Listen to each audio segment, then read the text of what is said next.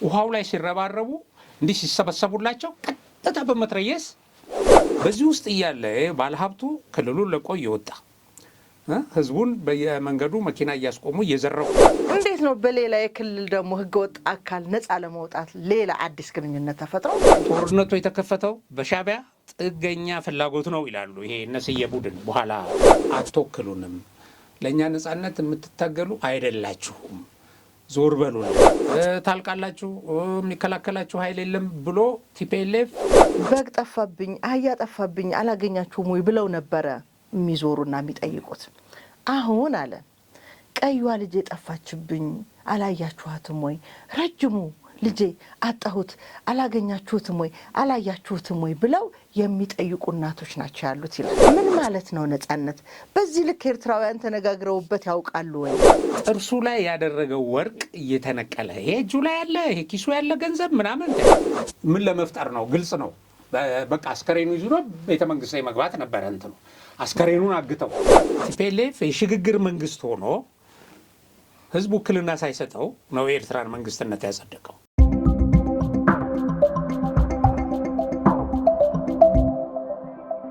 ሰላም ጤና ይስጥልኝ። እንዴት ሰንብታችኋል? ክቡራትና ክቡራን የሀቅና ሳቅ ሚዲያ ተመልካቾቻችን እንግዲህ ለዕለተ አርብ ያልነውን የሳምንቱን አበይት ጉዳይ የምንተነትንበትን ሀሳቦች ልናነሳ እዚህ ስቱዲዮ ተገኝተናል። ፕሮግራም በመምራት አበበች ካህሳይ እንዲሁም ርዕሰ ጉዳዮችን በመተንተን አብሮኝ ቆይታ የሚያደርገው ገበየሁ አለልኝ ከኔ ጋር ቆይታ ያደርጋል። እንዴት ሰነበትክ? ሳምንቱ እንዴት ነበር? ጥሩ ነበረ፣ ሰላም ነበር። ስለዚህ ወደ ዛሬዎቹ ሀሳቦች እንገባለን። ግን አንድ ነገር ማለት ፈለኩኝ። እኛ ሀሳባችንን ከኦዲየንስ ወደ ኦዲየንስ ከማድረሳችን በፊት ብዙ ጊዜ እኛ እንለዋለን ሀሳቡን በተለይ ከጽንፈኞቹ ጋር በተገናኘና እኛ ለማለት የምንሄድበትን ርቀት አጠር አድርገው ደግሞ ከራሳቸው አንደበት እንድንሰማ እድል ይፈጠራልና ዛሬ የምናስቀድመው የስልክ ድምጽ እኛ ረጅም ጊዜ ሀሳባችንን ለኦዲየንስ ለኢትዮጵያ ሕዝብ ለማስረዳት በተለይ ደግሞ ለአማራ ሕዝብ በአማራ ክልል ለሚገኘው ሕዝብ ልንል የፈለግነውን ነገር ከራሳቸው አንደበት እንዲህ በስልክ ያወሩትን አስቀድመን ብንጀምር ደስ ይለኛል። አንዴ ስልኩን እንስማ። እሺ ሙስጌ። አቤት። ሰላም ነው? እንዴት ነህ? አሎ ሰላም ነው? ደህና ናችሁ? እግዚአብሔር ይመስገን። ወደ ኮዞ ዙራ ደውለን ነበር እንዴ? የለም እዛ ከህዝቡ ጋር ግጭት አለ መሰለኝ። ያ ህዝቡና ፋኖ ግጭት አለ መሰለኝ ነው ማለት። ኧረ እባክህ። አሁን እኮ ደውለው ፋይናንስ ላይ ያሰባስቡ ሄደው በጥሩምባ ህዝቡ ወጥቶ ገጥሟቸው የተማረከም አለ ያለኝ ነው። እንግዲህ ተመልከች፣ አንደኛ ይሄ እንዳልሽው መንግስትም መከላከያም እኛም ብዙ ጊዜ ወደዚህ እንዲመጣ ምክንያቱም እነዚህ ኃይሎች የህዝብ ጠላት ናቸው። በህዝቡ ላይ ነው ጉዳት የሚያደርሱት። መከላከያ ዛ መስዋዕትነት የሚከፍለው ይሄንን ህዝቡን ለመከላከል ነው፣ ፕሮቴክት ለማድረግ ነው። እውነት ነው። ይሄ አሁን እየገለጹልን ያለው ይሄ ነው። ይሄ በእርግጥ በጣም ትንሽ ቃላት ግን ብዙ ነገር የሚገልጽ ነው። በጣም ብዙ ነገር እንግዲህ የአማራ ህዝብ በቃችሁኝ ጠላቶቼ ናችሁ ብሎ በጥሩምባ እየተጠራራ ህዝቡ ፋኖ ላይ ዘመተ እያለ ነው። ትክክል። እና ፋኖ ፋይናንስ ሊሰበስብ ከህዝቡ ገንዘብ እየሰበሰቡ አይደል? ይሄን ያህል መዋጮ ጥለዋል፣ ይሄን ያህል አቅርብ ይሉታል። ይሄን ሊሰበስብ ሄዶ ህዝቡ ላዩ ላይ ውጊያ ከፈተበት በጥሩምባ ተጠራርቶ ይላል። ይሄ በጣም የእንትኑን የዚህን የጽንፈኛውን የጠላትነት ደረጃ በህዝቡ ዘንድ የፈጠረውን ግንዛቤና ህዝቡ መሮት ወደዚህ ደረጃ እንደገባና የመጨረሻው ደቂቃ መድረሱ የመጨረሻው ይሄ ምጽአተ ጽንፈኛ የሆነ ጊዜ ላይ መደረሱን ነው የሚያሳየው። የራሱ ህዝብ ተነስቶበት ምክንያቱም መረረው። ይሄ ህዝብ አንደኛ ነግዶ እንዳይሰራ ነግዶ እንዳይበላ ተደርጓል። የእርሻ ውጤቱን ወደ ገበያ አውጥቶ እንዳይሸጥ ተደርጓል ለረጅም ጊዜ። በዚህ ውስጥ እያለ ባለሀብቱ ክልሉን ለቆ ይወጣ ህዝቡን በየመንገዱ መኪና እያስቆሙ እየዘረፉ ከዛ በላይ ደግሞ መዋጮ ጥለውበት ይሄን ያህል ገንዘብ አምጣ ያሉት ነፃ እናወጣለን ብሎ የቆሙ ኃይሎች። ስለዚህ እዚህ ጋር ሲደርስ ኖ ብሎ ራሱ በጥሩምባ ወጥቶ ይሄው ከኛ ተዋጊዎች ወይ ከኛ ታጣቂዎች ጋር ግጭት ፈጠረ። አሁን የሞት ሽረት ትንቅንቅ እያደረገ ነው ህዝቡ ራሱን ነፃ ለማውጣት። ኦኬ ይሄ ነገር ብዙ ነገር ነው የሚያመለክተው። በጣም ግን የሚያሳዝነው ነገር ይሄ እውነታው ይሄ ሆኖ መሬት ላይ ይሄ ሆኖ እያለ ይሄ ብዙ እውነታ ነው የሚገልጽልን። አሁንም ቢሆን በአሸናፊነት ይወጣል፣ አሁንም ቢሆን ህዝቡን ነፃ ያወጣል ብለው አውሮፓና አሜሪካ ቁጭ ብለው ፕሮፓጋንዳ የሚሰሩ በቃ ከዚህ ከእውነታው ጋር ተጨማሪ ወጣት ሄዶ እንዲሞት የሚቀሰቅሱ ሰዎች አሉ። አሁንም እውነቱ ግን ይሄ ነው። እውነቱ አትወክሉንም፣ ለእኛ ነፃነት የምትታገሉ አይደላችሁም፣ ዞር በሉልን እያለ ነው። በነገርሽ ላይ ጎጃም ውስጥ ነው ይሄ ዘመቻ የተጀመረው። እንግዲህ ከፍተኛ የጠንካራ የጽንፈኛው ኃይል አለ። እስካሁን አልተከፋፈለም፣ በውጊያም ውጤት እያመጣ ነው ተብሎ የሚገለጽ ዘመነ ካሴ የሚመራው ቡድን ብዙ የሚወራለት ማለት ነው። የዛኑ ያህል ከነ መሪያቸው እጃቸውን እየሰጡ ያሉ እየፈረሱ ያሉ ይሄንን ቁጣ እየሸሹ ያሉ ወደ እውነታው እየመጡ ያሉ አሉ። ትናንትና ማታም አንድ የሻለቃ አዛዥ ቡድኑን ይዞ ገብቷል። በዚሁ በጎጃም ፋኖ ስር የሚተዳደር ሸዋ ውስጥ ተመሳሳይ ሁኔታ ነው ያለው። ወሎ ውስጥ ተመሳሳይ ሁኔታ ነው ያለው። በየመድረኩ ስታይ ህዝቡ በቃን እያለቀሰ ነው የሚናገረው። አሁን እያለቀሰ ተናግሮ ከዚህ በኋላ ደግሞ እንግዲህ ይሄ ልዩ ኃይል የሚባል አሁን የአድማ ብተና ሚሊሻ በከፍተኛ ደረጃ ተደራጅቶ ማለት ስልጠና ወስዶ እየተዋጋቸው ነው። በተጨማሪ ህዝባዊ ኃይሉ እነሱ የሚሉት ህዝባዊ ኃይላችን እንዲሆነ የሚሉት በተቃራኒው ያው እነሱን እየመከተ ያለበት ሁኔታ እና ከዚህ በፊት መንግስት መከላከያ ሁልጊዜ ህዝብን እየሰበሰበ ሲያስተምር ወደ ሰላም አምጧቸው ሲል የነበረው አሁን ወደ ሰላም ኑ ተባሉ፣ ተለመኑ፣ ኖ አሉ። ምክንያቱም እየዘረፈ የሚኖር ቡድን አይመጣም መቼም። በቃ እንዲህ ተንጠባጥቦ መቅረቱ አይቀርም። ይሄ ተንጠባጥበው ደግሞ የሚያደርሰው ጉዳት አለ። አሁን ህዝቡ በራሱ እየተዋጋ ህዝባዊ ዘመቻ በእነዚህ ኃይሎች ላይ እየተከፈተ መሆኑን ስለሚያሳይ ይሄ በጣም ትልቅ ድል፣ ትልቅ መልእክትም ያለው ለሌላውም ጽንፈኛ ያው ቲፒኤልኤፍን ይሄ ሶሪ ለካ ቲፒኤልኤፍ የሚባል የለም፣ ግን እሱ የነበረውን እሱንም እኮ እያሳደደ ነው አይደል? ትግራይ ውስጥ በቃችሁን እኮ እያለ ነው። በጣም ኦሮሚያ ውስጥ ተመሳሳይ፣ ወለጋ ውስጥ ተመሳሳይ ነገር እየተፈጸመ ነው እና ይሄ ምናልባት ይሄ ጥግ የሄዱበት ርቀት ስላልተሳካ ይመስለኛል ሌላው የከተማው ደግሞ ግርግር እንዲፈጠር ጥረት እየተደረገ ያለው እና ሌላው አሁን ከዚህኛው የስልክ መልእክት አንጻር ትልቅ መልእክት አለው ብለን ነው የምናምነው እና ምናልባት ይሄ ባለፈው አንስቸው ነበረ የጡት አባትነት መፍረስ ጋር የሚገናኝ ታሪክ ይመስለኛል እና በጣም የሚገርመኝ ነገር ግን ትንሽ የኤርትራም በዓላቸውን እያከበሩ መሰለኝ በዓል አለን ብሎ የሚያከብሩት የነጻነት ግን ነጻ ያልወጣ ህዝብ በዓሉን የሚያከብሩበት ቀን ተብሎ የሚታሰበው ላይ በሱ ይሄ ጉዳይ ተያያዥነት ያለው ነገር ይመስለኛል። ምናልባት የቀድሞ ሰራዊትን እንትን ተዋግተው ቲፒኤልኤፍ እና ሻዕቢያ አስመራ የገቡት ግንቦት 16 ነው። ኦልሞስት ግንቦት 15ም እንደዚሁ ገብቷል የተወሰነ ኃይል። ግንቦት 16 ነው የገቡት ሁለቱ ያው ጸረ ኢትዮጵያ ኃይሎች ማለት ነው። ኤርትራን ለማስገንጠል በጣም ራስ ይዋጉ የነበሩት እንደዛ አደረጉ። በ16 እዛ ገቡ። 15 እና 16 ላይ አሰብ ውስጥ የነበሩ ኢትዮጵያውያኖችን ውጡ፣ ታልቃላችሁ፣ የሚከላከላችሁ ኃይል የለም ብሎ ቲፒኤልኤፍ እንዲወጡ አድርጎ አሰብን ለኤርትራ ያስረከበበት።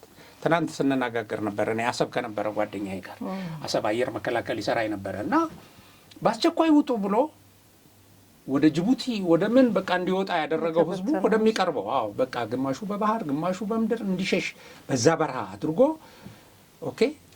አሰብን ከባለቤቱ ኢትዮጵያውያኖችን በዛ መሰረት አስወጥቶ ያው በኋላ በፊርማ በአዋጅ የሰጠበት ሁኔታ ከመፍጠሩ በፊት ይሄን ያደረገበት ጊዜ ነው። ኦኬ ይሄ ስለሆነ ወቅታዊ ነው። በዚህ ጉዳይ ላይ እንነጋገራለን። ግን በጣም እየገረመኝ ያለው ወይስ ባርነት ነው ለህዝቡ እሱ ጥያቄው ለህዝቡ ትተኗል። እኔን የሚገርመኝ ግን አሁንም ተመልሶ ህዝቡ እውነት ነጻነት የሚለው ቃል በምን ልክ ነው ተመዝኖ ልክ የሚባልበት የሚለውን ነገር ለመግለጽ ፈልጌ ነው። ሀሳቡን አንተ በደንብ ትተነትንልኛለህ። የኤርትራ ህዝብ ነጻነት ቀን ተብሎ የሚከበርበት ቀን ላይ አንድ ክልል ብቻ ወክሎ የሚንቀሳቀስ አካል ያውም ህጋዊ ያልሆነ ህገወጥ የሆነ በኢትዮጵያ መንግስት በዓለም አቀፍ የሰላም ስምምነት ሂደት ውስጥ አምኖ ተቀብሎ ትጥቁን እንዲፈታ ለክልሉ ሰላም ለሀገሪቱ ሰላም ግዴታውን እንዲወጣ የሚገደደው አንድ አካል ደግሞ ከነጻ ከወጣች ከምትባል አገር ጋር ሌላ ጽምዶ የሚባል ቁርኝት እየፈጠሩ ነው። የእውነታውን ኤርትራውያን በራሳቸው መንገድ ነጻ ማውጣት ያልቻሉ እንዴት ነው በሌላ የክልል ደግሞ ህገወጥ አካል ነጻ ለማውጣት ሌላ አዲስ ግንኙነት ተፈጥሮ የነጻነት ቃል ወይም የነጻነት በዓል ተከበረ ተብሎ የሚታሰበው? መጀመሪያ ራሳቸው ነጻ አልወጡም ማለት ነው። አልወጡም። ሌላ ድጋፍ ትፈልጋለህ፣ ሌላ እብሪት፣ ሌላ ወንጀል፣ ሌላ ሽብር ለመፍጠር ማለት ነውና ያ የነጻነትን ትርጉም የሚያሳጣ አይመስልም ወይ? ይሄ ጽምዶ ህገወጥም ነው ሲጀምር። አዎ ይሄ ጽምዶ አዲሱ ኢትዮጵያን የማፍረሻ ፕሮጀክት ነው። መቼም አንዱ ሳይሳካ ሲቀር ወደ ሌላ የመንጠልጠል የመሳሰሉት ነገሮች አሉ። አሁን ይሄ ጽምዶ ላይ ሲቀሰቅሱ የነበሩ አክቲቪስቶች ሳዳመጥ ነበር። ይሄ ኤርትራን ሚዲያ በጣም የሚገርመው ኢትዮጵያ ውስጥ ያለውን የሐኪሞች አመጽ ወደፊት ደግሞ እንዲሆን የሚፈልጉትን መምህራንም ተነስተዋል፣ የታክሲ ሾፌሮችም ተነስተዋል ይላሉ አንዳርጋቸው፣ እንደገና የኤርትራ ሚዲያዎች እና ይሄ ተነስቶበት የኦልሞስት በቃ ይሄ እየፈረሰ ያለ መንግስት ነው እያሉ ያው ምኞታቸውን ይገልጻሉ። ምን ያህል የተቀነባበረ እንደሆነ በዛም እዚህም የሚለኩሷት ነገር ከዛ በስተጀርባ ያው እነዚህ ቋሚ ጠላቶች እንዳሉ ይሄ እውነት ነው። ምን ኮንሰርን አድርጓቸው ነው አሁን ኤርትራ ኢትዮጵያ ውስጥ ስላለ የሐኪሞች አመጽ የሚናገሩት? ዝም ብለሽ ጀኒዩን ነው ወይ የሚለውን ስታይ ዋደ እንግዲህ ራሱ ይሄ ኢትዮጵያ ውስጥ ስለሚኖረው ማንኛውም አመጽ የሚቀሰቀስ ሀሳብ ላይ በጣም አክቲቭሊ የሚንቀሳቀሱት ግብጽና ኤርትራ ናቸው። በነገራችን ላይ ጥያቄ የለውም። አዎ ይሄን ነው የሚንቀሳቀሱት። ሌሎችም ምክንያቶች አሉ። አሁን እናየዋለን። አሁን ያለንበት ወቅት የህዳሴውን ግድብ አጠናቀን ወደ ምርቃት ኦልሞስት ተጠናቋል ግድቡ። ይሄ ትልቅ ለውጥ ነው። ኢትዮጵያን ከፍታ ላይ የሚያቆማት ነው። ይሄንን የሰራ ኃይል ይሄን የሰራ ትውልድ ማንኳሰስ በጣም አይቻልም። በጣም አሳፋሪ ነው። እውነቴን ነው የምልሽ። ይሄን ግድብ እዚህ ጋር ያደረሰ ምን አይነት አደጋ ላይ እንደነበረ በጣም እናውቃለን አይደለ? ስለዚህ አሁን ይሄን ይሄ በመንጋነት የተሰለፈውን ኃይል ይሄንን የሀገሪቱን ከፍታ ለማውረድ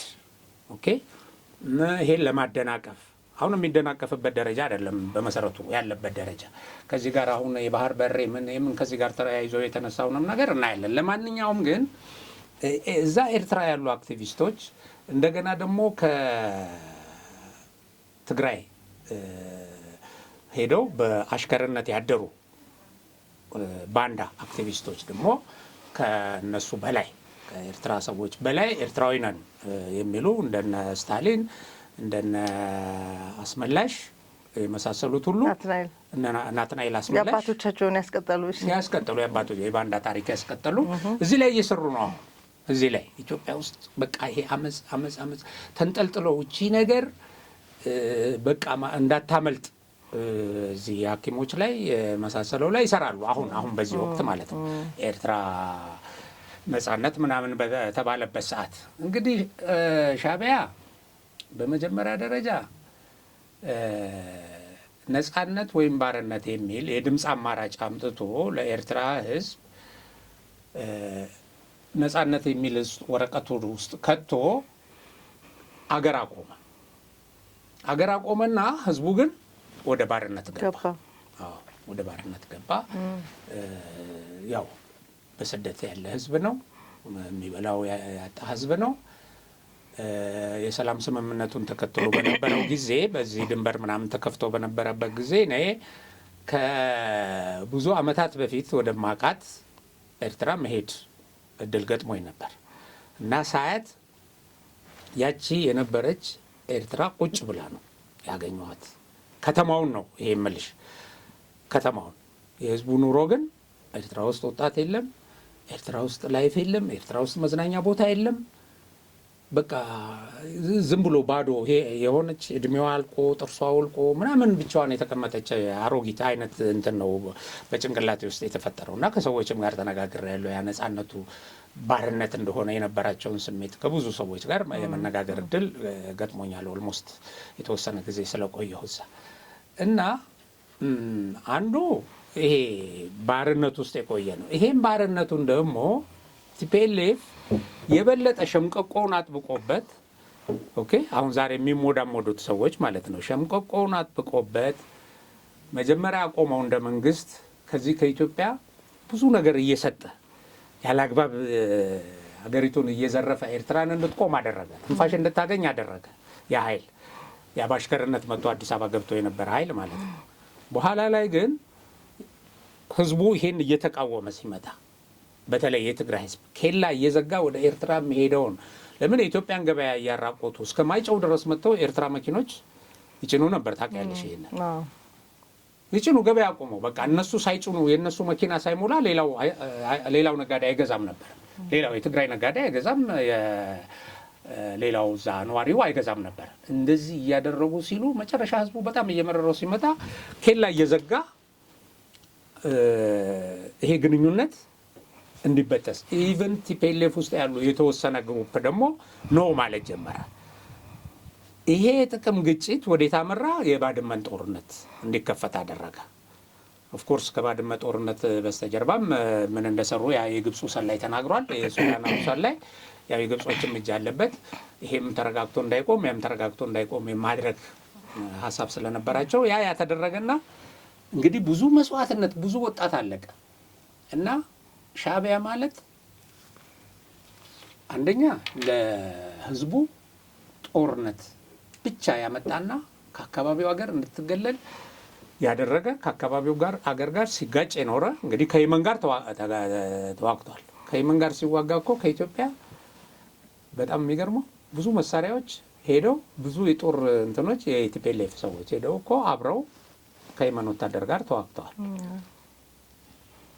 ከሱዳን ጋር ተዋግቷል። ከጅቡቲ ጋር ተዋግቷል። ከጅቡቲ ጋር ስቲል እንትን ውስጥ የገቡ ናቸው እና ከኢትዮጵያ ጋር እንደዚሁ ጦርነት ሲጠምቅ የኖረ ወጣቶችን በሙሉ ለጦርነት ሲያሰለጥን ከዛ ውጪ ሌላ የሙያ ስልጠና የፋብሪካ ምናምን ኤርትራ ውስጥ የተገነባበት ዘመን አይደለም። እንደዚህ ያደረገና ያን ሁሉ ጥፋት አጥፍቶ አሁንም ሌላ ጥፋት ለማጥፋት ለምን ጎረቤት ሀገር ባደገ ቁጥር ለውጥ ባመጣ ቁጥር ኤርትራ ህዝብ አመጽ ያነሳብኛል የሚል በተፈጥሮ ደግሞ ሻዕቢያ የሚባል ድርጅት ቀናተኛም ስለሆነ ይሄንን ያደረገ እንግዲህ አሁን የመጨረሻው እንትን ላይ ከነዚህ ከወንጀለኞች ጋር በወንጀል ከሚፈለጉ እንደገና የትግራይ ውስጥ ያለ የሰላም ስምምነት እንዳይሳካ ሰራዊቱ ትጥቅ እንዳይፈታ ይሄ ተዋጊው ቲዲኤፍ የሚባለው ትጥቅ እንዳይፈታ አድርገው ቅድመ ሁኔታ አድርገው እየተከላከሉ ያሉና ለወንበድና የተዘጋጁ ሰዎች ጋር ግንኙነት ፈጥሮ ምንድነው የሚለው ይሄ ከዚህ በኋላ እኛ አንድ ላይ ቆመን የአማራ ክልልም ኃይሎች ጋር አንድ ላይ ሰርተን ይሄን መንግስት ማጥፋት አለብን፣ ይሄንን የኢትዮጵያ መንግስት ማፍረስ አለብን ብሎ አክቲቪስቶቹ ይናገራሉ። አንዱ ሲጠይቀው ይሄ ግን በአክቲቪስቶች ደረጃ ያለ ነው ወይስ የትግራይ ባለስልጣናትም እነዚህ ደብረ ሲሆንም እነሱም ኖ እኛ ከኤርትራ ጋር ግንኙነት የለንም እያሉ ነው። የኤርትራም እንትን በኤምባሲ በምናምን ደረጃም እኛ እንዲህ አይነት ጥምረት የለንም እያሉ ነው። እቺ ነገር በአክቲቪስቶች ብቻ ያለች ነች ወይ ሲለው ኖ ይላል። በአክቲቪስቱ አሁን ይሄ ጉዳይ የመንግስት አቋም ነው። በመንግስት በዚህ ላይ ይፋዊ መግለጫ የማይሰጥበት የተለያዩ ነገሮች ሊሆኑ መሬት ላይ ግን እነዚህ ጥምረቶች እየተሰሩ ነው። ይሄ ጽምዶ የሚል ነፍስ ዘርቶ ብዙ እንቅስቃሴዎች እየተደረጉ ነው። የኤርትራ ኃይሎች ወደ ትግራይ እየገቡ ነው። የትግራይ ኃይሎች እነዚህ የፈረሱት ምናምን ማለት ነው ወደዛ እየገቡ ነው። ይሄ በደንብ የተደራጀ ኃይል ነው ብሎ በግልጽ ይፋዊ መግለጫ ይሰጣል። እንግዲህ ይሄንን 34ኛ ዓመታቸውን የሚያከብሩት በዚህ ላይ ሆነው ነው። ምናልባት በበዓሉ ላይ የሚሰጡትም ከዚህ ጋር የተያያዘ ነገር ሊኖር ይችላል። አው እንግዲህ ይሄ አደገኛ እና አካባቢውን በጦርነት የሚያምስ ሁኔታ ነው። ይሄንን ዓለምም ተረድቶታል። የአሜሪካው አምባሳደርም ይሄን ነገር እንድታቆሙ ምናምን እንዳለ ነው የሚነገረው። እነዚህ እነ ደብረጽዮንን ኖ አላደረግንም ነው እነሱም እያሉ ያሉት። ምክንያቱም ወንጀል መሆኑን ያውቃሉ። ግን ቢያንስ ከወንጀል ተጠያቂነት የሚደበቁበት አድርገው ስለሚያስቡ እሱ ነው መሰረታዊው ነገር። ምናልባት እነዚህ አክቲቪስቶች ቀድሞ ሄደው መመለሳቸው አሁንም አደባባይ ላይ ወጥተው እየታዩ ያሉ አክቲቪስቶች ምናልባት በመንግስት ደረጃ ነው ወይስ ዝም ብሎ በግለሰብ አክቲቪስቶች ደረጃ ነው ለሚለው ትንሽ አንድ ማሳያ ነገር መናገር ፈልጋለሁ። እነዚህ ሰዎች መጨረሻቸው እዛ እንደሆነ ያውቃሉ፣ በትግራይ በኩል ያሉ ወንጀለኞች ማለት ነው። ነገር ግን ተከትሏቸው የሚሄድም ብዙ ካድሬ አለ፣ በህዝብ ደም የሚጠየቅ በወንጀል የሚጠየቅና እነዚህን ቀድሞ መላክ ጌታቸው አሰፋ እኮ አስቀድሞ ገብቷል። ባይዘዌ አንዳንድ ነገሮች ዝም ብሎ ሩመር ናቸው እያልን የተውናቸው አሉ። ታስታውሽ እንደሆነ አሁን ባለፈው ሳምንት ሞንጆሪኖ በዛላምበሳ ልትወጣ ስትል የሆነ ደግሞ እዛ ያመፀ ኃይል አለ ከቲዲኤፍ አሁን እነሱ እንደመለሷት በቁጥጥር ስር እንዳዋሏት የሚል ሰምተን ነበር። እኔ ኦኬ ሩመር ነው ምናምን ብዬ ነበረ። ከዛ በኋላ ግን 2-3 ቦታ ለማረጋገጥ ሞክሬያለሁ። እውነት ነው። ያው በቁጥጥር ስር አውለው አላሰሯትም፣ ግን እንዳትሄድ አግደው መልሰዋታል። ይሄ በተለያየ ኦልሞስት በቃ በይፋ እየተነገረ ነው። ትክክል። ስለዚህ ከዚህ በኋላ እነዚህን አብሪ ጥይት ብያቸዋለሁ ቅድም አክቲቪስቶቹ ቀድመህ ትልክና የሆነ ነገር ታረጋግጣለህ ነው አይደለ? ስለዚህ እነዚህም ሄደው ማረጋገጥ የተፈለገው ነገር ኤርትራ ውስጥ ሄዶ ነገ ከትግራይ መሸሽ የሚፈልግ ወንጀለኛ መኖር እንደሚችል የተመቻቸ ሜዳ እንደሆነ ማሳያዎች ናቸውና ምንም ከአክቲቪስቶች በዘለለ ሌላ ትልቅ ታሪክ እንዳለው በስተጀርባው ግልጽ ማሳያ ነው ለማለት ፈልጌ ነው። ነገር ግን እኔ አንድ ስለ ነጻነት ቅድም ስናወራ የነጻነትን ትርጉም ብዙ ጊዜ እንኳን አይደለም በአገር ደረጃ የተከለለችና የተለያዩ ፋኖችንም እናነሳለን። ለራሳቸው ነጻ ሳይወጡ ህዝብን ነጻ ማውጣት አይችሉም። ምክንያቱም በጣም በሚያሳዝን በረሃብ በችግር በኢኮኖሚ መላሸቅ ውስጥ ያለን ማህበረሰብ መልሰ ከሱ እየበላህ የሱን ኑሮ እያቆረቆስክ የምታመጣው ነጻነት የለም ብዬ ስለማምን አሁን ስለ ነጻነት አንድ ነገር እንድትነግረኝ ፈለኩኝ። ምስክርነት ኤርትራ ውስጥ ነበርክ አይደለ? አንድ ኤርትራዊ ምን አለኝ፣ በዚህ በሻቢያ ስርዓት ተቃውሞ ውስጥ ያለ ሰው ማለት ነው። ድሮ ኤርትራ ውስጥ ወደ እንዲህ ቁጥሩ የተገነነ ይመስለኛል። ምናልባት ትንንሾቹንም ፋብሪካዎች ወይም ይሄ ጥቃቅንና አነስተኛ የሚባሉትንም አካቶ ይመስለኛል እና ከ200 በላይ ፋብሪካዎች የነበሩባት ሀገር ናት። 300 አካባቢ ደሴት የነበራት ሀገር ናት።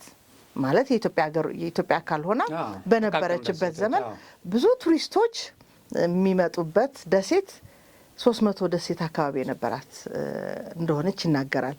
በከተማም የነበሩ ትልልቅ ፋብሪካዎች እንግዲህ አይደለም ኤርትራውያንን ከሌላም ሀገር የሚሄዱ ዜጎችን የውጭም ሀገር ዜጎች ለስራ የሚሰማሩበት ነበረች አይደል ኤርትራ።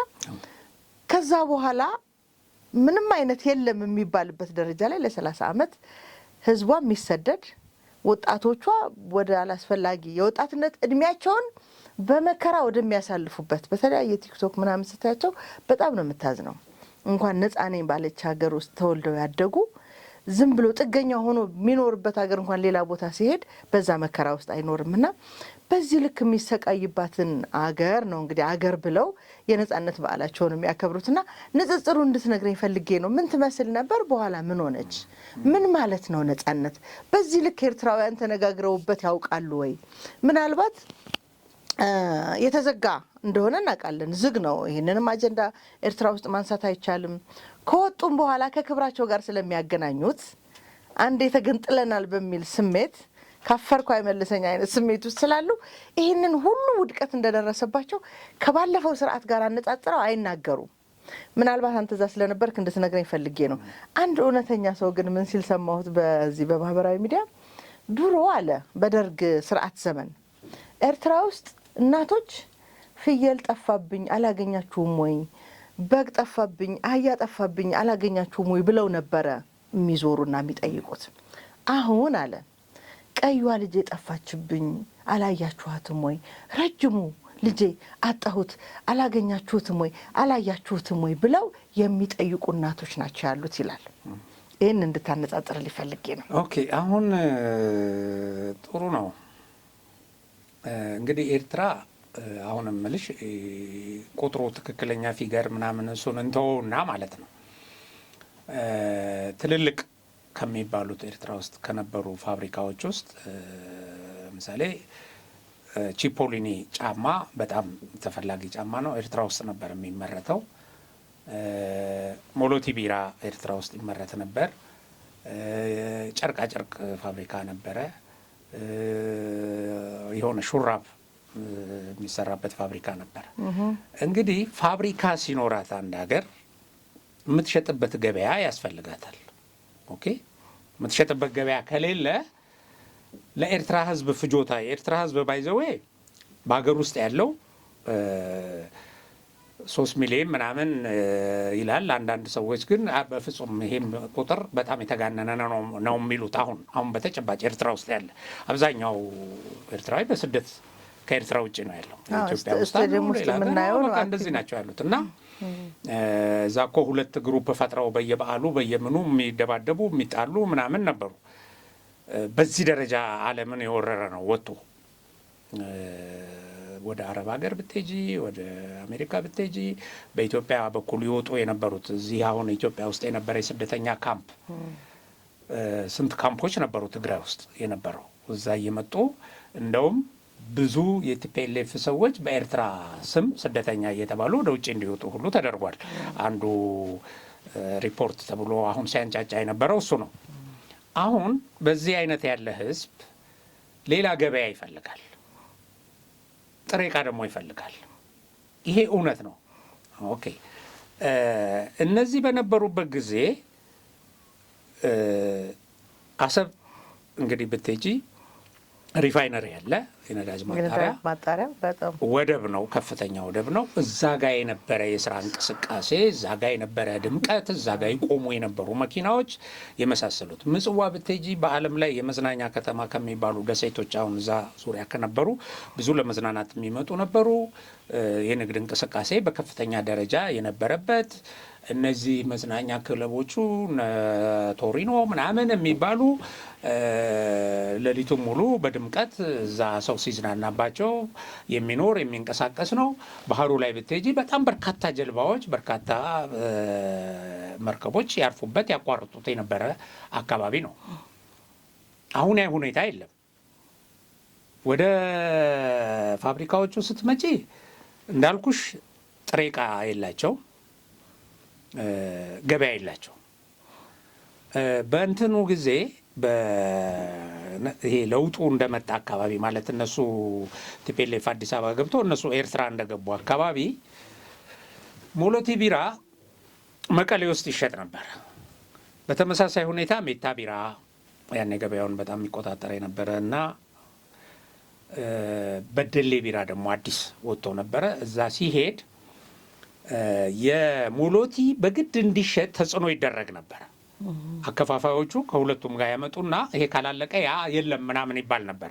እኔ ያጋጠመኝ ነው። ያው በ87 እዛ ለስራ ሄጄ መቀሌ ውስጥ ሰው ማራገፊያ የሸቀጣቸው ማራገፊያ አደረጉን ብሎ አምጾ ኖ እያለ ሞሎቲ እንዳይጠጣ ተደርጎ ፖለቲካ ሆኖ ይሄ ጉዳይ ለምንድን ነው ሞሎቲ ማጠጡት ተብሎ ስብሰባ እየተደረገ ቅስቀሳ ይደረግ ነበር። ይሄን አሁን የትግራይ ሰዎች ይሄን ፕሮግራም ሲሰሙ ያስታውሱታል። ይሄን ነው። አዎ፣ ሌላ ጊዜ በበደሌ ጠርሙስ እየታሸገ ተይዟል። ቆርኪው የበደለ ምናምን እየተደረገ እንትን ላይ ተይዟል። ወደ እንትን ይሄ ምንድነው ኬላ ላይ ሲገባ ወደ መሀል ሀገር ቱዛት ኤክስተንት ገበያ ያተው እየደቀቀ የሄደበት ምክንያታዊ ነው ይሄ። እና የሆነ ጊዜ እኮ ይሄ እንትን ሲደረግ ይሄ ነጻነቱ ውጣ ወረደ ይሄ ምንድነው ሪፈረንደሙ ምናምን አካባቢ ላይ ጥናት ተደርጎ እነዚህ የአሜሪካ የተለያዩ ምሁራን ይናገራሉ። የሻዕቢያ ሰዎች በዛ ጊዜ እኔ ኤርትራ ውስጥ ከአንድ ሰው ጋር ተነጋግሬ አውርቻለሁ። በዚህ ነጻነት ወይዘሮ ነጻነት የምትባል ደግሞ እዚህ የጠቅላይ ሚኒስትር ቢሮ የህዝብ ግንኙነት የነበረች በኋላም በጦርነቱ ቃል አቀባይ ነበረች። አሁን በህይወት የለችም። ጋዜጠኛ ነበረች። ነጻነት አስፋው። አዎ በጣም አብረን ብዙ ስራ ስለሰራን በጣም ብዙ እናወራ ነበር። እና እኛም ተገኝተን አለን እኛ ባለንበት ጥናት ተደርጎ እናንተ ከኢትዮጵያ ውጪ ኤርትራው ሰርቫይቭ ማድረግ አትችሉም ከኢትዮጵያ ውጪ ብለው አቀርበውላቸዋል ጥናት። ስለዚህ ከኢትዮጵያ ጋር የሆነ ትስስር እንደዚህ መፍጠር አለባችሁ፣ አለበለዚያ ኬት ታመጣላችሁ ጥሬ ዕቃ፣ ገበያ ኬት ታገኛላችሁ፣ እና እንዴት ሆኖ አገር አድርጋችሁ ኤርትራን ታቆማላችሁ ብለው በደንብ በጥናት አሳይተዋቸው የኛ እነ ገብሩ አስራት ነበሩ አለች። አሁን እዛ ጥናት ሲጠና ከዛ እነሱ ምን ይሰራሉ? የኤርትራ ኢኮኖሚስቶች እንትን ሲሰሩ ከኢትዮጵያ ቡና እየመጣ ኤርትራ ፕሮሰስ አድርጎ ተፈጭቶ ምን ብሎ እንደገና ወደ ኢትዮጵያ ገበያ እንደገና ወደ ዓለም ገበያ የሆነ ነገር ለምን ኤርትራ ፋብሪካ አላት ተብሎ የኢንዱስትሪ ዞን የማድረግ ኤርትራን ለምን ቀደም ብሎም የፋብሪካ ኤክስፒሪየንስ ስላላት ኤርትራ የኢንዱስትሪ ዞን ትሆን ከኢትዮጵያ እንደዚህ እያመጣን ግን ሌላ አገር ሆና ማለት ነው።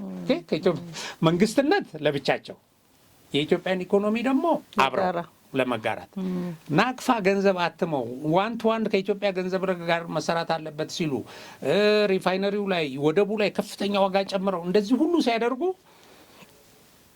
በቃ በኢትዮጵያ ኢኮኖሚ ኢትዮጵያን አቀጭጨው ለማደግ ያላቸው ከዛ በኋላ የመጣው ጦርነት አሁን እዛች ባንድ በምትል መንደር በምናምን አይደለም። እውነት ነው።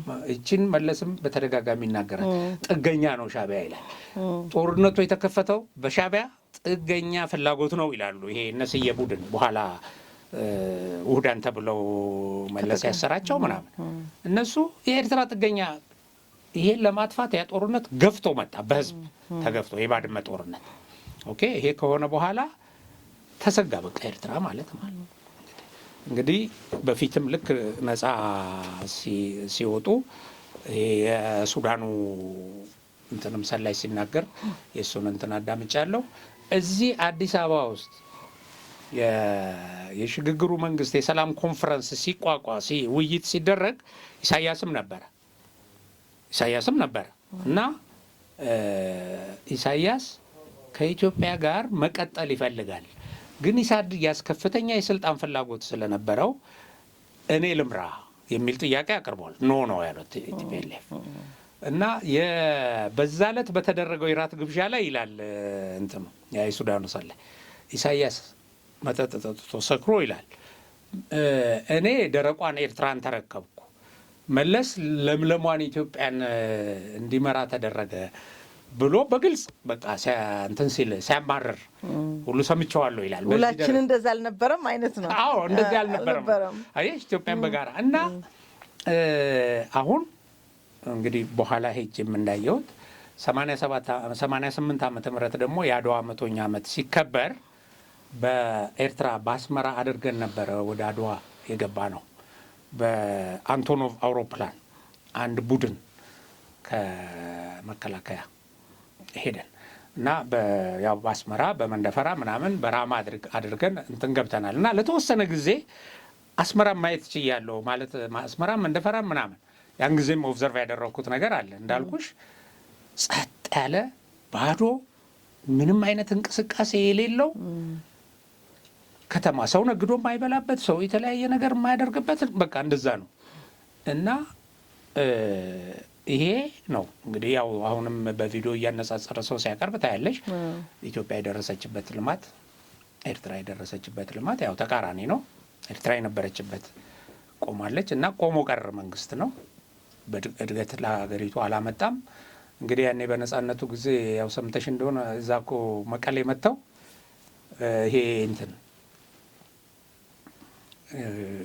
ሞባይል ባንኪንግ ይሄ ኤቲኤም ምናምን እየገረማቸው በቃ ምንድን ነው ይሄ እያሉ ነበር። ኤርትራ ውስጥ አሁን በኮታ ነው ሸቀጥ ለሰዎች የሚሸጠው። የተለያዩ የምግብ ሸቀጦች በኮታ ተመድቦ ምናምን ማለት ነው። እንደዚህ እየኖረ ያለ ህዝብ ነው። ከዛ ውጭ ያው ሳዋ በግዳጅ መግባት ምናምን አለ እና እኔ የዛ በሄድኩባት ወደ ኤርትራ ጋብዛኝ በሄድኩባት ዘመዴ አማካይነት የሻዕቢያ ከፍተኛ ሰው የነበረ ሰው ቤተሰቧ ነው፣ የሷ ወንድም ነበር እና ሆቴል ውስጥ የተወሰነ አውርተናል እና ይሄንኑ ነገር ያኔ ነው ፍቃደኛ ያልሆነው እንጂ እኛ እንደዚህ የመኖር ፍላጎት ነው። የመኖር ፍላጎት ስላላቸው ኢትዮጵያ ፍቅር ስላለው አይደለም። ሻዕቢያ ባይዘው የኢትዮጵያ ጠላት ነው። ሻዕቢያን ያዘመቱት ሰዎችም ኢትዮጵያ ውስጥ የተረጋጋ ግን ብቻውን ሰርቫይቭ ማድረግ እንደማይችል ስለ ለዛም ይመስለኛል እኮ 5 ዓመት ጊዜ ስጡን። አንደኛ የነጻ የወጣችን ሀገር የማስተዳደር ልምድ ስለሌለን እኛም ልምድ እንቅሰም፣ ህዝቡም ተገንጥሎ ወይም ከኢትዮጵያ ተለይቶ መኖርን ይለማመደው የሚል ጥያቄ አቅርበው ነበረ አቶ ኢሳያስ ለአቶ መለስና ይህንን ጥያቄ በእርግጥ ተቀባይነት አላገኘም። ያው እንደገቡ ነው ሪፈረንደሙ የመጣው። ለዛም ይመስለኛል እስካሁን ያለው ሽክርክሪትና አዙሪት ውስጥ ያለ ነው።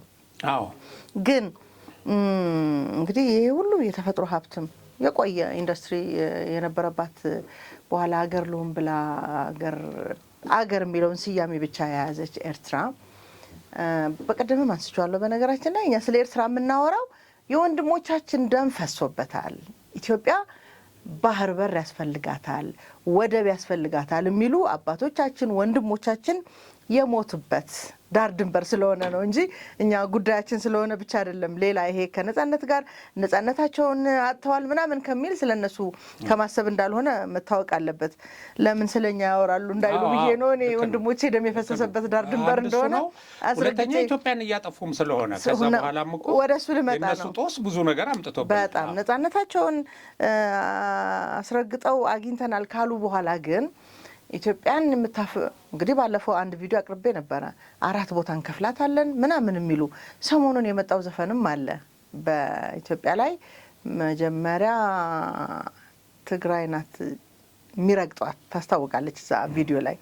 ትግራይን በእነሱ ባንዲራ የትግራይን ባንዲራ ያው ህወሓት ያመጣው ባንዲራ ማለት ነው የኢትዮጵያን ባንዲራ ይጨፈልቁና በዛ ላይ ደግሞ የኤርትራ ባንዲራ የኢትዮጵያ ባንዲራ ላይ ይጨፈልቃሉ። ያ ሚንስ ምንድነው ተምሳሌታዊ አገላለጽ ነው። በዚህ ልክ እንጨፈልቃችኋለን የሚል ይሄ እውነት ነጻነትን ከማረጋገጥ አንጻር የእውነት ነጻ የወጡ ህዝቦች ናቸው ወይ? ሌሎችን እያፈረሱ እኔ ነጻ መሆን እችላለሁ ማለትን ያስችላል ወይ? ማብቂያው የት ነው የሚለው እንድናወራበት ስለፈለኩ ነው። ለኢትዮጵያ ምን አመጣ የሚለውንም እንመልከት። እነዚህ ሰዎች የኢትዮጵያ ጠላት ሆነው ከዚህ በፊት ይኸውልሽ ወደ እንትኑ ልመለስና ይሄ የዛሬ 34 ዓመት ይሄ እዛ የነበረው ሰራዊት ፈርሶ ምን ብሎ በቃ ተበትኖ የተወሰነው በሱዳን በኩል ሄደ፣ የተወሰነው በጣም ጥቂቱ ደግሞ በዚህ በአዲግራት በኩል ምናምን መጣ። እንደዚህ ሆኖ ሲገቡ ማለት ነው የነበረው ትዕይንት እጅግ በጣም አሳዛኝ ነበር። አሁን በዛ ዘመን የነበሩ ሰዎች ይሄን ያስታውሳሉ። በዚህ ውስጥ በጣም ቪክቲም ከወታደሮቹ ቀጥሎ በጣም ከፍተኛ ቪክቲም የሆኑት የትግራይ ተወላጆች ናቸው።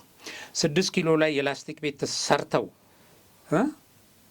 እሱ ውስጥስ እንዴት ትኖራላችሁ ተብሎ ቲፒኤልኤፍ መንግስት ሲያሳድዳቸው የነበረ ሰዎች የትግራይ ወደ ሳሪስ አዲሱ ሰፈርም በኋላ ከዚህ ተነስተው እዚህ ነው እዚህ ይሄ 6 ኪሎ አደባባዩ ላይ ሰፈሩ። እንግዲህ ምንድነው መንግስትም እንዳያቸው ነው ፎርዛት ማተር የትስ ይሄዳሉ። ኮተቤም ነበሩ። ኮተቤ በኋላ ነው ከዚህ ተነሱና መጠለያ፣ አሁን መጠለያ ይባላል ያ ሰፈር ባይዘው ታክሲ አሁን ስትጠይቂ መጠለያ ነው የሚባለው። ከዛ ነው የተመሰረተው። ከዚህ በኃይል እንዲነሱ ተደረገ ከ6 ኪሎ እሱን እንዲህ አደባባዩን ይሄ አንበሳ ግቢ ፊት ለፊት ያለውን እሱም እንትን ብለው ነበር የሰፈሩት እና ሌላም የተለያየ ቦታ ሰፍረው ነበር። አንደኛ በባንክ ያለ ገንዘባቸው ሙሉ በሙሉ ተወርሶ ማለት ነው። ከዛ ቀድሞ የመጣው ይሄ የወታደሩ ሲወጣ በታሪክ ሰምተሽ ይሆናል። ጥርሱ ላይ ያደረገው ወርቅ እየተነቀለ ይሄ እጁ ላይ ያለ ይሄ ኪሱ ያለ ገንዘብ ምናምን ታይ ጥርሱ ላይ ያለው ወርቅ እየተነቀለ ነው ከዛ የተባረረው። በጣም ዶክመንት ራሱ ጨንቋቸው ጀበና ውስጥ አስገብተን አሳልፈናል ያሉኝ እንግዳ አቅርቤ አውቃለሁ። እንደገና ይኸውልሽ ፍተሻው በየቦታው እያቆሙ በጣም አንድ አሳዛኝ ነገር አንዱ ይነገረኝ እንዲህ እያወለቁ እንትን እያልን ስንሄድ ፍተሻው በጣም ሲበዛብን ደግሞ ጉዞ በእግር እየተጓዙ ነው። በጣም ሲደክመን ሌላ ልብስ የለንም አለ በፓንት ሁሉ በቃ ልብሱንም ወስደውታል። መጨረሻ ላይ ፓንቱን አወለቅንና በእጃችን አንጠልጥለን መሄድ ለምን ምንም እንደሌለን እንደዚህ እንዳይታይ። ኦኬ በዚህ ደረጃ የተደረገ ታሪክ ነው የምነግርሽ። እውነት ነው እንግዲህ ሰራዊቱ በአጋጣሚ ያው ከተወሰነ ጊዜ በፊት እኔ ለኮርስ መጥቼ መሀል ሀገር ስለቀረው ነው እንጂ እኔም እኮ ከዚህ አንዱ ነው ሆነ የነበረው ጣፈንታይ። ሌላው በዚህ በሱዳን በኩል የወጣው እዚህ አልጊደር ተላታሸር 40 የሚባል ቦታ ላይ ድንበር ከተማ ላይ የፈሰሰው ደም በጣም ነው የሚያሳዝነው። እና በሌላ አቅጣጫ የሄዱ ሰዎች እንትን ሲነግሩኝ ጎርፍ ዝም ብሎ እንደ ውሃ ይሄ ውሃ አለ አይደለ ከላይ ውሃ እንደዚህ ይመጣል እና ደም ነው አለ። አሁን ምንድነው የሆነ ቦታ ላይ ውሃ ያለበት ነው እንግዲህ በበረሃ ሲጓዙ ቆይተው ውሃው ያለበት ቦታ ሲደርሱ ውሃው ላይ ሲረባረቡ እንዲህ ሲሰበሰቡላቸው ቀጥታ በመትረየስ ጨፈጨፏቸው። በቃ ደሙ እንደዚህ እንደ ጎርፍ ከዛ ከውሃው ጋር ተቀላቅሎ መጣለ። እንደዛ ያው ይሄ ነው መንግስት ሲፈርስ ወይ እንደዚህ አይነት ነገር ሲመጣ ወይ ይሄ የሆነ ኢንተረስት ያለው ግሩፕ ይሄ ስርዓት አልበኛ የሆነ ግሩፕ ይሄ በጥላቻ የሰከረ ኃይል ሲያሸንፍ ይሄ ነው የሚመጣው በአገር ውስጥ ነው። አሁን ብዙዎች ይህን እንመኛለን ለሀገራችን እንደዚህ አይነት ነገር። እንደዚህ ሆኖ ያደረገ ጠላት ነው። እነዛም አሁን እንደምነግርሽ የተወሰነ መረጋጋት በኋላ እንግዲህ መንግስትም እንትን ብሎ ትንሽ ስርዓት ምናምን ሲይዝ በመኪናም በአውሮፕላንም ምናምን ትንሽ እንደው ልብሳቸውንም ምናምን ለብሰው ሌላው ሀብታቸው ግን ተወርሶ የመጡ ሰዎች አሁን እኮ የሚሉሽ ኤርትራ ያፈራው ሀብት ነው። ኤርትራ ውስጥ ምንድን ነው ሀብት ሰው የሚያፈራው? ሲጀምር ኤርትራ እኮ ኢትዮጵያ ናት። አንደኛ እሷ ነች። የማንን ኢኮኖሚ ነበር የሚገርምሽ? እንዴ ኤርትራን የሚመግበው ከመሀል ሀገር የሚሄድ እኮ እሱ ነው እኮ ኢኮኖሚው ምለው ኢትዮጵያ ኢኮኖሚ ላይ ነበር እኮ ዜጎች ሲኖርበት የነበረው። አዎ እኛ አሁን ኤርትራ በዛን ጊዜ ዚግኒ የሚባል አለ እንደዚህ የዚግኒ የቀይ ወጥ ምናምን 3 ብር ነው የሚሸጠው በእንጀራ ምናምን የጤፍ እንጀራ ምናምን ማለት ነው። በዛ ጊዜ አዲስ አበባ 5 ብር ነው የሚሸጠው ደህና ቤት ስትገቢ ምናምን ማለት ነው። ኤርትራ ውስጥ ይሄን የፖለቲካ ቀውስ ለመፍታት ገባሽ ይሄ ህዝቡን ለመያዝ ተብሎ ይደረግ የነበረው ነገር በጣም ከፍተኛ ነበር። በሌለ እንትን እንግዲህ ጤፍ ኤርትራ ሳታመርት ጤፍ እዛ ይቀርባል፣ መንግስት ጭኖ ያቀርባል። አስቢ ሌላውን ገበያ እያዳከመ ማለት ነው። እንደዚህ የኖረች ነች እና አሁንም ኢትዮጵያ ለኤርትራውያን እንደዛ ናት። በኢህአዴግም ዘመን እንደዛ ናት። በኢህአዴግ ዘመን ነው የተዘረፈበት ዘመን።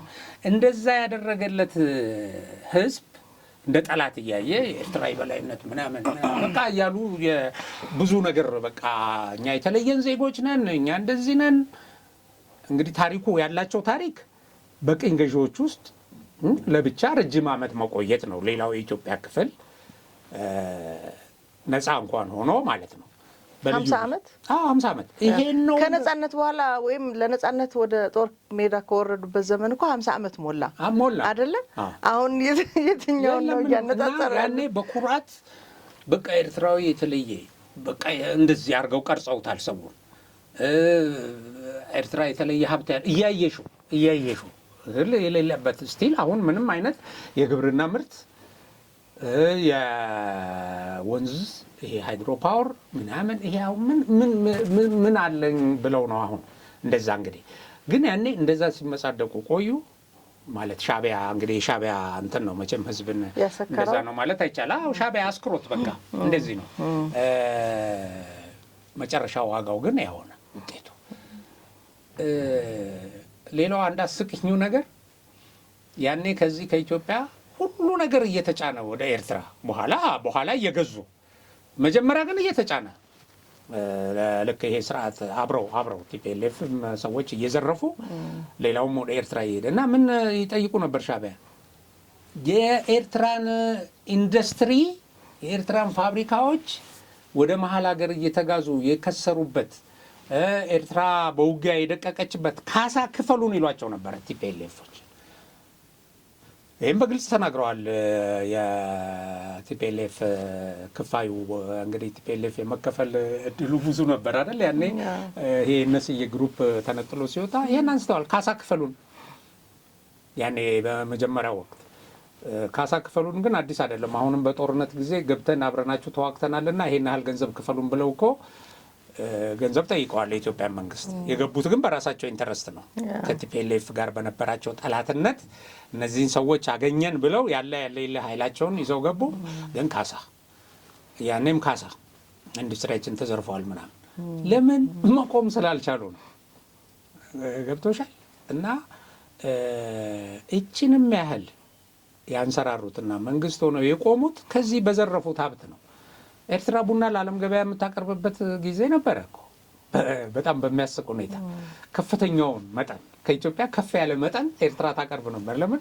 እዚያ ያለውን ገበያ ሰብስበው ወስደው ምናምን በኋላ ደግሞ እንትን ሲላቸው በኢንዱስትሪ ቡናው ተፈጭቶ ምን ብሎ ደግሞ ወደ ኢትዮጵያ ገበያም ለምን ኢትዮጵያ ኋላ ቀር ስለሆነች የኢንዱስትሪ እንትን ስላልሆነች እነሱ ጋር ፋብሪካ ስላለ ይሄ ግን የባድመን ጦርነት ፈጠረ። ይሄ አምቢሽናቸው ባይዘው እኛ ይበላይ በቃ ሁሉ ነገር እኛ ኢንዱስትሪ ቀጠና ኢትዮጵያ ከእርሻዋን እያመጣች እንደዚህ የሰው ኃይል ከኤርትራ ከኢትዮጵያ እየወሰድን ምናምን የሚል ፕሮጀክት እኛ ባለንበት አጸደቋለች። የኢኮኖሚ ፖሊሲያቸውን ነጻነት ስትነገር እኛን አስቀምጠዋለች። የትግራይ መሪዎችን እና ገብሩ አስራትን ቁጭ አድርገው ይህንን አጸደቋለች። ከዛ ግን እነዚህ የውጭ ዜጎቹ እንዴት በአንድ ሀገር ኢኮኖሚ ላይ ተመስርታችሁ አዎ እንትን ታወጣላችሁ ብለዋቸው እቅድ በጎረቤት ቤት ያንተን ቤት እቅድ ማቀድ ማለት ነው። እኛ ደንቆሮ ስለሆነ ገባሽ? እኛ ንቀታቸው መዘመን ስለማንችል እንግዲህ አሁን ደግሞ ስታየው ዘመናዊነት ዲጂታል ትውልድ የተፈጠረው የት ነው? ይሄ አሁን ዛሬ ያወራነው ነገር ትልቁ ሀሳብ ምን መሰለሽ አለቃ፣ ምናልባት በትግራይ አካባቢ ያሉ አሁንም በወንጀል ተጠያቂ የሆኑ ወንጀለኞች በወንጀል ስንል እንግዲህ በሀብት ምዝበራም በሰው ሕይወት ማጥፋትም ሁሌም በጦርነት እነሱ ትርፋማ ለመሆን በሚያደርጉት ጥረት የሚደርስባቸውን ተጠያቂነት ለማምለጥ ሲሉ የትግራይን መገንጠል እንደ ሀሳብ የሚያነሱ ሰዎች አሉ። አንደኛ ዛሬ ስለተገነጠለችው ወይም አገር ነኝ ስለምትለው አገር ለመሆን ግን ብዙ ክራይቴሪያ ስለሚቀራት ኤርትራ ያነሳ ነው። እንዲህ አይነት ሀሳቦች ተጽዕኖ እንዲፈጥሩ የሚደረግበት እንቅስቃሴ ቀላል አይደለም ማህበረሰቡ ላይ። እንደው በጣም በግልጽ ልናወራበት የሚገባ ከዚህ ሁሉ የሀብት ማማ ላይ ከነበረችው ኤርትራ በኢትዮጵያ ስር ሆና በነበረችበት ዘመን የነበራትን ኢኮኖሚ እያወራን ነው። የነበራትን እድገት እያወራን ነው።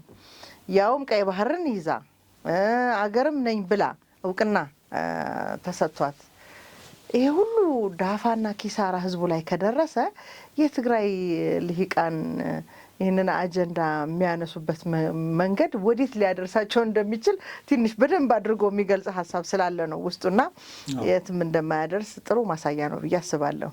የወንጀልን ተጠያቂነት ወይም በህግ ተጠያቂነትን ለማምለጫ መንገድ የሚጠቀሙበት ከጽምዶ ያልነው የኤርትራ ጋር ያለውን ቁርኝት እንደ ማጠቃለያ እንድናነሳው ስለፈለግኩ ነው። የት ይደርሳል መጨረሻው ጫፉ የሚለውን ለማሳየት እንግዲህ እነዚህ ሰዎች ሲጀምሩ አብረው ሆነው ነው ኤርትራን ያስገነጠሉት። ይህን ሲያደርጉ በጣም በርካታ የትግራይ ወጣት ኤርትራ በረሃ ውስጥ ሞቷል። ይሄንን በኩራት ያወሩታል የቲፒኤልኤፍ መሪዎች፣ የቀድሞው የቲፒኤልኤፍ መሪዎች እነ ስብሀት በተለያየ መድረክ እንደዚህ ይሆነናል እና አባይ ፀሐዬ ይሄንን ሲያወሩ ነበረ። በጦርነቱ ጊዜ እንደ ማጸኛ ሲያቀርቡት ነበር። ይሄንን እኛ እንዲሆነንላችሁ እኛ እንዲሆነንላችሁ ወዩን ወዩን እያላችሁን በአንድ ምሽግ ውስጥ አብረን ደማችንን አፍሰን እንደዚህ እያሉ በጣም እንትን የሚያወሩት ነው በኩራት ማለት ነው። በቅርቡም እያሉት ነው። አሁን ይሄንን አድርገው ሻዕቢያን አቆሙ፣ ኤርትራን ከኢትዮጵያ ያስገነጠሉ፣ የባህር በር አልባ አደረጓት። አሰብም የራሷ ኢትዮጵያ እንደው ከኤርትራ ጋር እንኳን አትሊስት ታሪክ የሌለውን ሀገርም ሰጧቸው። ይሄንን አደረጉ። ከዛ በኋላ ለሻዕቢያ አሁን የባህር በር ጥያቄ ሊነሳብኝ ይችላል፣ ይሄ በግፍ የነጠቅኩት ባልተገባ መንገድ የወሰድኩት ወይ በማንኛውም የህግ ሚዛን ሲመዘን ቲፒኤልኤፍ የሽግግር መንግስት ሆኖ ህዝቡ ውክልና ሳይሰጠው ነው የኤርትራን መንግስትነት ያጸደቀው። ሌሎችም ተከትለው ያጸደቁትና ኤርትራ ሀገር የሆነች ያም ስጋት ስላለው ነው ሻዕቢያም ከፍተኛ የህግ ባለሙያ አሁን እኔ ኔክስት ዊክ አወያያለሁ በዚህ ጉዳይ ላይ። ህጋዊ መሰረት የለውም፣ በግፍ የተወሰደ ነው። ቲፒኤልኤፍ ያንን ኤርትራን ነጻ ሀገር ብሎ መወሰን የሚችልበት ቁመና ላይ ሆኖ ወይ ህግ በሚፈቅድለት እንትን ላይ የህዝብ ውክልና ይዞ አይደለም ያንን ያደረገው። እሱ ራሱ መሳሪያ ታጥቆ ነው ኢትዮጵያ ውስጥ ያለው። እኛ ቤት ድምጽ ሰጠ ነው ኢትዮጵያ መንግስት ራሱ የሻዕቢያ ሌላው ብራንች ነው። እሱም ቢሆን እንደዚህ አድርገው የነጠቁት እንትን አንድ ቀን የህግ እንትን እንደሚያስነሳ ያውቃሉ። አሁን ደግሞ ጥያቄው እየገዘፈ ሲመጣ ኢትዮጵያዊ መንግስት ሲቆም ማለት ነው ስለሚያስፈራቸው አሁንም ራሳቸውን በትግራይ ወጣት ሰብአዊ ጋሻ አድርገው በትግራይ ወጣት ደም መከላከል ይፈልጋሉ። ለሻዕቢያ ትርፉ ይሄ ነው። ይሄንን አስቦ ነው። ለምን አሁን እኛ የባህር በር እያልን ስናነሳ አንዳንድ ሀገሮችም ያስፈልጋታል ኢትዮጵያ ወደሚል ነገር እየመጡ ሲመጡ ስጋት ላይ ስለወደቀ አንድ እቺ ነገር እነዚህን ሰዎች ጽምዶ ታስፈልጋለች። ጽምዶ ነገም የትግራይን ወጣት መከታ ለማድረግ ታስፈልገኛለች የሚል ነው። ይሄ ነው ለሻዕቢያ ትርፉ። እነዚህ ደግሞ ወንጀለኞች አሁን ተመልከች፣ የትግራይ ህዝብም እንደ በፊቱ የትግራይ ህዝብና እነሱ አንድ ነው። አሁን ያቺ ህወሓት የሚለው ነገር እንትን ባፌ ላይ እንዳይሄድና እንደገና እንዳያንሰራሩ ብዬ ነው፣ እውነት እንዳይመስላቸው። ስለዚህ እነዚህ ኃይሎች ጋር መሸፈኛ መደበቂያ ከወንጀል ማምለጫ ለማድረግ ይፈልጋሉ። የወርቅ ሀብት ከዚህ እየዘረፉ ኤርትራ ውስጥ መሸጥ ወይ በኤርትራ ገበያ ዙረው መሸጥ ይፈልጋሉ። ያካበቱት ሀብት አለ በውጪ የሆነ መውጫ ይፈልጋሉ፣ መውጫ ኮሪደር እና ይሄንን ለማድረግ አካባቢውን ማመስ አለባቸው። ይሄ ደግሞ ስሙዝሊ የሚሆን ነገር አይደለም። አካባቢውን ማመስ አለባቸው። አካባቢውን አምሰው በዚህ ውስጥ እቺ ቀሪ እድሜያቸውን እስር ቤት ሳይገቡ የሚያሳልፉበት ነገር ያለ ይመስላቸዋል። ግን የሚያስከፍለው ዋጋ ግን ብዙ ነው። ኮንሱ ለምን የሻዕቢያ ፍላጎት ከዛ በላይ ስለሆነ ማለት ነው። እና ወደዚህም አሁን እንግዲህ የአማራ ክልልም ላይ ይሄን ጥምረት ፈጥረን እንንቀሳቀሳለን፣ ይሄን መንግስት መመከት፣ ይሄን መንግስት ማቆም፣ ይሄን መንግስት ማፍረስ እንፈልጋለን ይላሉ። አዝማቹ ደግሞ ከጀርባው አለ። ፍላጎታቸው ይሄ ነው። ኦኬ፣ ይሄ ፍላጎታቸው ይሳካል ወይ ብለን ስንጠይቅ ደግሞ አይሳካም በምንም አይነት። ይሄ ፍላጎት እዚህ አዲስ አበባ ውስጥ አመጽ በማድረግ የጎዳና እንትን ይሄ ሞብ የሚባል አሁን በጣም ከፍተኛ ፍላጎት ያለው ምንድን ነው? በዚህ በውጊያ በኢትዮጵያ መከላከያ ሰብሮ ምን ብሎ መንግስት መለወጥ አይቻልም። መፈንቅለ መንግስት እናስባለን አይነት የሚመስል አካሄድ ይቻላል። ትንሽ ጊዜ ነው የቀረው ምናምን እያሉ አንዳንድ ነገር እንዲህ የምንከራከር ሰዎች አሉ። እና እንደውም ለድምፅ መስጫ ጊዜው ትንሽ ጊዜ ነው አለ የቀረው። እሱም መጠበቅ አይሻልም ወይ? ምናልባት ያለ የቱ ነው ፓርቲ የሌለው ፕሮግራም የሌለው ነው። ስለዚህ ማንን አስበው ነው ይሄ ሁሉ ግርግር የሚያመጡት ካልን የነማን አጀንዳ እንደሆነ ግልጽ ነው። የከተማ ነውጥ ብዙ ሀገሮች የፈረሱት ለምሳሌ የሰሜን አፍሪካ አመጽ በሙሉ በጎዳና ነውጥ የተፈጠረ ነው። የሰሜን አፍሪካ ለምሳሌ የተጀመረው አነች የምትባል ሀገር እዛ ተጀመረ። ምንድነው የሆነው? አንድ ወጣት መንገድ ላይ እንትን ሲሰራ ንግድ ምናምን እሱን ከንግድ አስነሱትና በኋላ ራሱን አቃጠለ ምናምን። ከቱኒዚያ ነው የተጀመረው የሰሜን አፍሪካ ነውጥ በሙሉ ያቀጣጠለው። ይሄ ሊቢያን፣ ግብፅን ምናምን ያቀጣጠለው እሱ ነው። እዛ ነው የተነሳው። ከዛ ህዝቡ ሆ ብሎ ቤተ መንግስት ገባ። ሆ ብሎ በቀጥታ ማለት ነው። ሞብ ሁልጊዜ ይኸውልሽ፣ ሞብ የሚባል ነገር አደገኛ ነው። በሞብ ውስጥ ብዙ ነገር ይሰራል። ሞብ ቢነሳ አሁን ብዙ ሞቦች ኢትዮጵያ ውስጥ ታቅደው ነበር። ጥቁር ለባሽ እንትን ነበረ። ከዛ በኋላ አሁን የሐኪሞች ታክሲዎች ይነሱ፣ አስተማሪዎች ይነሱ ተባለ። ልክ ይሄ ወደ የቀብር ስነ ስርዓት ላይ ሁሉ ተነስተው ነበር። ምን ሁሉ ይፈጠራል። በቃ ለምሳሌ ሰው ይሞታል፣ ወታደር ተኩሶ ሰው ይገላል። ያኔ እንትኑ ጊዜ ጳጳሶች ይሞታሉ፣ ጳጳስ ይገደላል፣ ጳጳስ ሊገደል እቅድ ወጥቷል እያሉ እነ ዘመድኩን ፕሮፓጋንዳ ይሰሩ ነበር። ይሄን ሊገል የተዘጋጀ ኃይል አለ ማለት ነው። ይሄ ከተገደለ ምንም ነው ያለቀው፣ ያልቃል፣ ይገባል።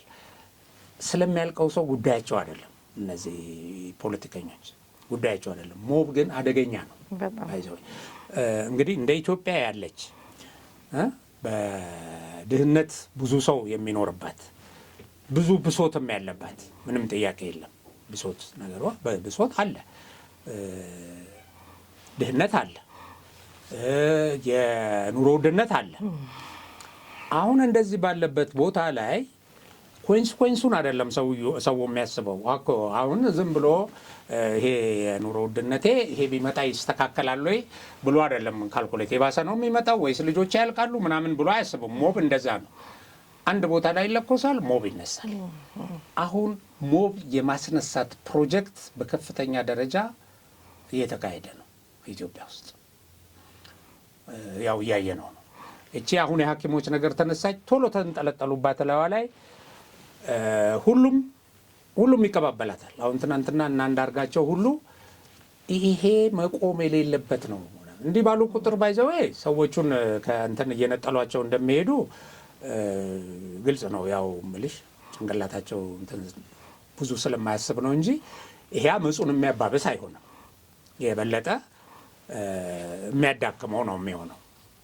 እነ ጀዋር በዚህ ጉዳይ ላይ ወጥተው በተናገሩ ቁጥር የእነሱን ማንነት የሚታወቅ የእነሱ ማንነት የታወቀ ነው። የእነሱ ኢንተረስት የታወቀ ነው። በነገራችን ላይ ይሄ አመጽ ምናልባት እንደ ምሳሌ የምንወስደው ምናልባት ክልሉ ላይ ሜዳው ላይ ስለነበር ነው ወደ ፌዴራል መንግስት በኋላ ወደ ጦርነት የመጣው እንጂ የትግራይ ህዝብ እኮ በዛ በ2012 የ2012 ነው ምንድን ነው የነበረው ምኑ ምርጫ ኦኬ 2012 ያ ሁሉ የተደረገው እኮ ክልሉ ላይ ሆኖ ግን አመጹ የፌዴራል መንግስት ላይ ስለነበር ነው በዛው ጉዳዩ ያለቀው እንጂ ሌላው ላይ እንዲጋባ ሌላው ላይ እንዲፈጠር ስላልተቻለ ነው እንጂ ያ ነበር የታሰበው።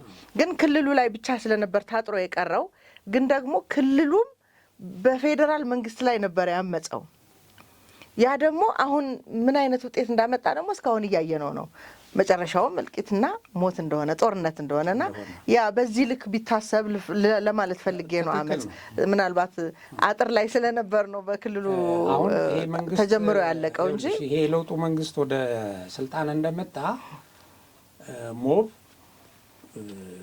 ይሄ ህዝብን በህዝብ ላይ ማስነሳት በተለያየ ቦታ ተካሂዶ ነበር። ታስታውሻለሽ? የመጀመሪያው ሐዋሳ ነው። እነ ገብረ ዲላ ያው የቲፒኤልኤፍ የመረጃ እንትን ነው። እነሱ ናቸው ያቀጣጠሉት። የሶማሌን ያቀጣጠሉት እነሱ ናቸው። ገብረ ዲላ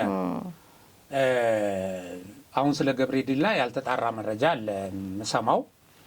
መጨረሻው ጥሩ አይመስለኝም። ኤኒዌይ ያው ያልተጣራ ነገር እንትን ማድረግ ያስቸግራል። ብቻ ወንጀል የሰሩት ህግ ይቀርባሉ። ምንም አዲስ ነገር እኮ የለውም። ሲዳማና ወላይታ እንግዲህ አብሮ ለረጅም ጊዜ ይኖረና እንዲለኮስ ተደረገ። ለምንድን ነው? ያን እንትኑን ለማደናቀፍ ነው ለውጡ ነው እና አገራዊ ለማድረግ ነው ያንን አመፅ። ሶማሌ ላይ እንደዚህ ተደረገ።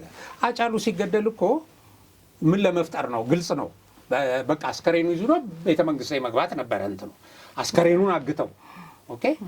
እንደዚህ አይነት ነገር ተደርጎ አንድ እሳት የሚያቀጣጥል ነገር እየተፈለገ አሁን ለማቀጣጠል አሁን ሄደና ደግሞ እንትን ላይ መጣ። ይሄ ነጭ ጋውን የለበሱ ምናምን ጋር ደግሞ መጣ። ይሄ ሌላው ሀገር ይሄ ብርቱካንማ አብዮት ምናምን ተካሄደበት አለ። እዚህ ሰው ቤት የተገነጠሉ ምናምን ሀገራት አሁን ደግሞ ነጭ እንትን የማቀጣጠል እና ዞሮ ምንድን ነው የሚሆነው ብለን ስናስብ ህልም ነው የሚሆነው፣ ቅዠት ነው የሚሆነው። የእውነት እንዲሆንም እመኛለሁ። ምክንያቱም ሀገራችን ልጆቻችን የተሻለ ዓለም ያስፈልጋቸዋል። ቢያንስ በሰላም ኖረው በሰላም ተምረው ነገ ወደ ሆነ ተስፋ እንዲደርሱ ያስፈልጋል። በጣም አሁን ይሄ ሀገር ውስጥ ልጅ የሌለው ምናምን እዛ ውጭ ሆኖ የፈለገ ነገር ቢደርስ ጉዳዩ አይደለም። ማትረፍ ነው የሚፈልገው ከፖለቲካ መንጋውን እየነዳ ማለት ነው። እና ባለው ሁኔታ እንዲህ አይነት ነገሮች ወደ አደባባይ አይወጡ፣ መውጣትም የለባቸው አሁን ባለው ሁኔታ። አሁን እንዲወጡ የሚፈለገው ደግሞ ሌላው እንትን ኢትዮጵያ ውስጥ ያለው ሁኔታ አሁን የህዳሴ ግድቡ ኔክስት መስከረም ላይ በታላቅ ድምቀት ይመረቃል። በነገርሽ ላይ እሱ ነገር ላይ አንድ ነገር ልበልና እሱን መንግስት አጀንዳውን እያስቀየረ የተጫወተባትን አንድ እርግጥ የባህር በር ፍላጎት አለ። ግን ይሄን የባህር በር ፍላጎት ከአምና ጀምሮ በከፍተኛ ደረጃ ወደ መድረክ በማምጣት ግብጾች ህዳሴ ግድቡ እንዲሆነብን የሚለውን አጀንዳ ተውና ኢትዮጵያ ወደ ባህር መውጣት የለባትም ምናምን ብሎ ሄዱና እኔ አንድ ሰው በጣም አፕሪሼት እያደረገ ይሄንን እንትን የአብይን የብስለት ደረጃ በጣም እያደነቀ ሲተነትነው ሰምቻለሁ።